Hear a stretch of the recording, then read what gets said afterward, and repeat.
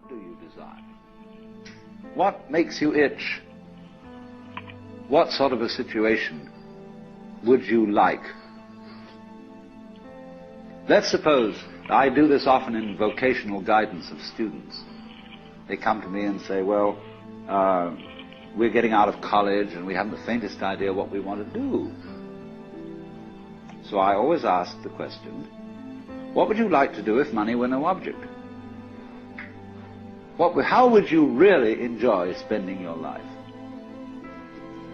Well, it's so amazing. As a result of our kind of educational system, crowds of students say, well, we'd like to be painters, we'd like to be poets, we'd like to be writers, but as everybody knows, you can't earn any money that way. Or another person says, well, I'd like to live an out-of-doors life and ride horses. I say, do you want to teach in a riding school? Let's go through with it. What do you want to do?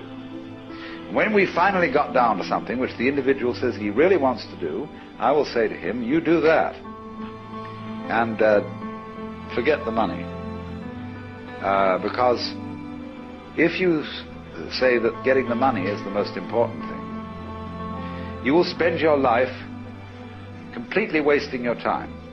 You'll be doing things you don't like doing in order to go on living, that is, to go on doing things you don't like doing, which is stupid. Better to have a short life that is full of what you like doing than a long life spent in a miserable way. And after all, if you do really like what you're doing, it doesn't matter what it is, you can eventually you could eventually become a master of it.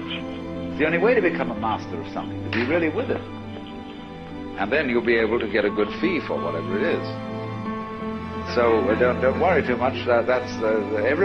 Somebody's interested in everything. And anything you can be interested in, you'll find others who are. But it's absolutely stupid to spend your time doing things you don't like in order to go on spending things you don't like and doing things you don't like, and to teach your children to follow in the same track.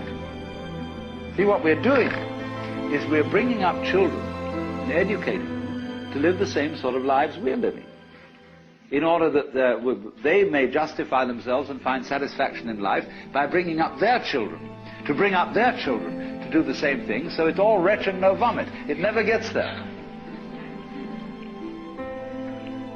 And so, therefore, it's so important to consider this question: what do I desire?